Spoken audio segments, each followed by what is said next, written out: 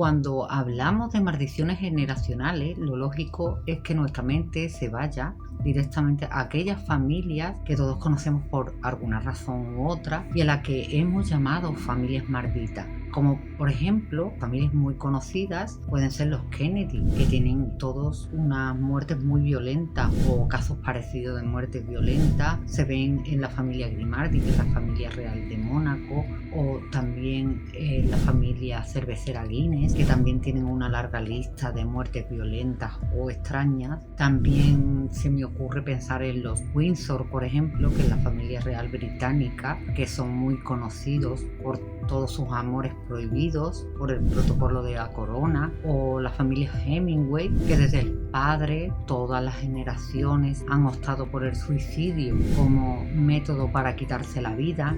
También se me viene a la mente la historia de la familia Lee, del padre de Bruce Lee, que no sé si sabéis la historia, que se dice que unos piratas chinos maldijeron el apellido y este hombre murió joven y en extrañas circunstancias, al igual que su hijo, el famoso actor Bruce Lee, que hoy en día todavía no se ha esclarecido las causas de su muerte. ¿O qué me decís de su hijo, Brandon Lee, que murió por un disparo de bala mientras rodaba la película El Cuervo, cuando las balas deberían haber sido de fogueo y no reales, haciendo que efectivamente el apellido Lee quedará maldito en 3 generaciones? Pero para entender esto tenemos que saber qué son las maldiciones generacionales y cómo podemos liberarnos de ellas. Y eso es lo que vamos a hacer en este nuevo vídeo. Así que os doy la bienvenida a mi canal Huellas Infinitas y os doy la gracia de corazón por vuestra suscripción. Empezamos. Las maldiciones generacionales son esas iniquidades, esos pecados o esas consecuencias de pecado o esa maldad que heredamos de nuestros antepasados. Los hijos podemos estar practicando una iniquidad, un pecado de sus padres o de sus abuelos, que ya lo practicaban, o sufrir los efectos de ese pecado como herencia familiar. Porque esos pecados o esas iniquidades, como nos dice la Biblia, son estilos de vida que se imitan. Vamos a ver qué dice la escritura en el libro de Éxodo 20, donde Dios se dirige a Moisés para darle el decálogo y le dice, vamos a leerlo. No tendrás otro Dios fuera de mí, no te postrarás ante ella ni le darás culto, porque yo el Señor soy tu Dios. Y soy un Dios celoso, que castigo la iniquidad del padre en los hijos hasta la 3ª y 4ª generación de los que me aborrecen. Pero demuestro mi fidelidad por 1000 generaciones a todos los que me aman y guardan mis mandamientos. Después me gustaría explicar algo muy importante sobre el tema de los mandamientos, pero primero quiero aclarar este versículo que lleva a personas a creer que el castigo por el pecado es generacional, pero esto no es lo que quiere decir. Este versículo se refiere a las consecuencias del pecado y de cómo puede repercutir en generaciones posteriores. Se trata de un principio de consecuencia y no de una sentencia de castigo absoluta a los hijos por parte de Dios. No, sino no se nos aclararía después en Ezequiel 18 sobre la responsabilidad personal. El versículo dice así, voy a leerlo. Dice, el Señor me dijo, ¿por qué circula entre vosotros ese refrán? Los padres comieron el agraz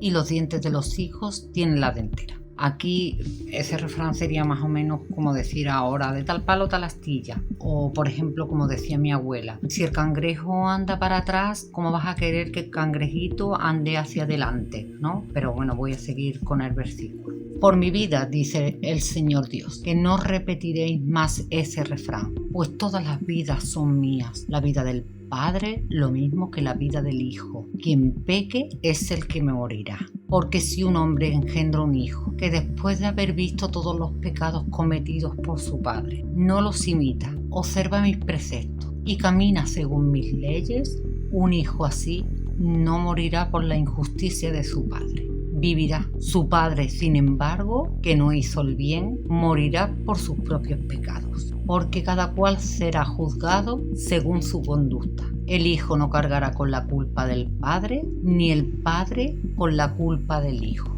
Al justo se le imputará su justicia y al injusto su injusticia.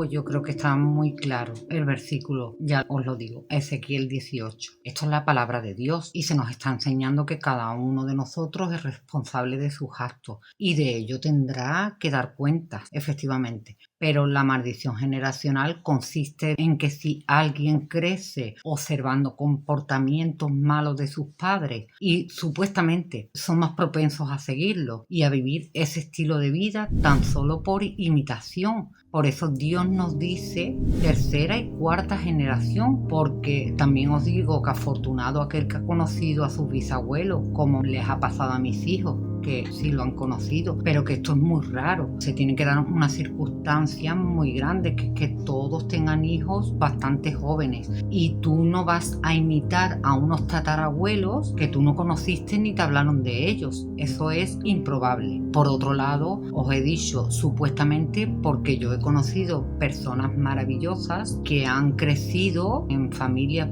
disfuncionales y no han imitado el comportamiento de sus padres para nada. Yo puedo decir que yo he conocido personas maravillosas, como os decía, que han crecido con padres abusivos, adictos al alcohol o adictos a las drogas, que han huido de repetir esa vida y a pesar de que han tenido una infancia con un ambiente de falta de amor, de provisión y de cuidados, han sido capaces de excusarlos y de hasta perdonarlos. Así que para algunas personas pues será inevitable la maldición generacional, pero yo digo que para otras personas no, con lo que esto no es una sentencia absoluta. Entonces hay que entender muy bien que las maldiciones generacionales no son maldiciones espirituales que son inevitables y que se transmiten de padres a hijos, sino que más bien son patrones de comportamiento, actitudes y consecuencias que pueden heredarse o aprenderse dentro de un contexto familiar. Fijaos, me he puesto en el peor de los casos posibles, pero hay maldiciones generacionales que pueden manifestarse de manera más sutil, más disimulada, por así decirlo, porque pueden aparecer como creencias que están arraigadas dentro de una familia y que se transmiten de generación a generación, como por ejemplo la falta de autoestima o la forma en que tú ves el mundo, ¿no? La cosmovisión que puede formarse por el miedo o por la escasez. Fijaos, tal como estoy haciendo el vídeo me estaba acordando de una historia que leí que era sobre el hijo de Abraham Lincoln, del presidente de Estados Unidos. Este hombre con su padre había sido asesinado. Bueno, pues por lo visto se hizo político también y cuando iba a tomar posesión un presidente de los Estados Unidos lo invitaban, ¿no?, a la ceremonia. Y se ve que en varias ocasiones que él había asistido a la toma de posesión del presidente que fuera, había terminado siendo asesinado también como su padre. Bueno, pues este hombre llegó a creerse que estaba maldito porque decía: cada vez que asisto a la toma de posesión de un presidente lo van y lo asesinan, como le ocurrió a mi padre. Pues llegó un momento en que no sé qué presidente era, no me acuerdo exactamente, pero lo invitaron y se negó a ir. Se negó a ir porque estaba ya tan sugestionado diciendo: aquí yo estoy maldito y cada vez que me presento mejor no me invitéis, por favor. Y pidió por favor que no lo invitaran a ninguna toma de posesión de ningún presidente, porque según él iba a ser asesinado como su padre. Y como os iba diciendo, estas mentalidades heredadas pueden influir en las relaciones y decisiones que toma una persona, a menudo sin que sea plenamente consciente de los orígenes. El concepto de maldición generacional te puede ayudar a identificar y a entender patrones familiares, pero que no debe usarse como una excusa para el comportamiento personal o como medio para culpar a nadie. Porque últimamente se estila mucho esto, es decir, que hay una tendencia, ¿no?, de juzgar a los padres en todo lo que hicieron. Si la vida no te va bien, es bastante normal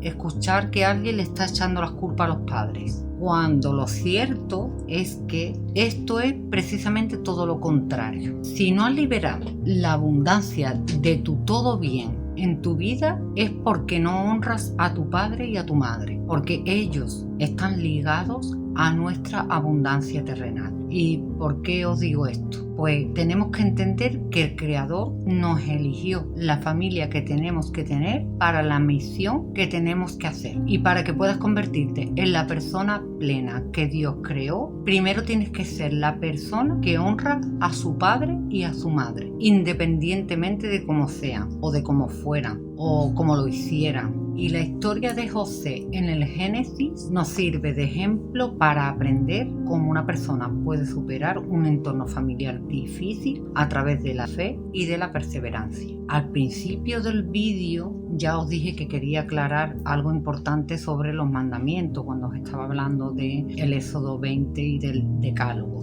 Cuando Dios le da a Moisés las 2 tablas con los 10 mandamientos, el Decálogo, en cada tabla había 5 mandamientos. 5 mandamientos que hacen referencia a Él, a Dios, y otros 5 mandamientos que son en referencia al prójimo. Si te fijas en cada tabla que hace referencia a Dios, el último mandamiento es: honrarás a tu padre y a tu madre. No está escrito en la tabla que se refiere al prójimo, porque Dios le da a nuestros padres un lugar de preferencia en su tabla, porque ellos fueron los que nos crearon y nos trajeron a la vida. Así que si Dios le dio en su tabla a nuestro padre y a nuestra madre un lugar de preferencia, porque los colocó en la tabla que es de sus preceptos, no del prójimo, honra a tu padre y a tu madre y perdónalos. Porque aunque las maldiciones generacionales puedan verse como un reflejo de las consecuencias de ese pecado a lo largo de las generaciones, como os he dicho, no es un destino insuperable y todos podemos superar esos patrones familiares forjando para nosotros mismos un futuro libre de las cadenas del pasado. Cada persona tiene la capacidad de elegir un camino diferente para sí mismo, independientemente de su historia familiar. Y, como se nos dice en Romanos 12, podamos transformar y renovar nuestro interior para que sepamos distinguir cuál es la voluntad de Dios, lo bueno, lo que le agrada, lo perfecto, con el fin de dejar en nuestras vidas y en las vidas de nuestras generaciones futuras huellas infinitas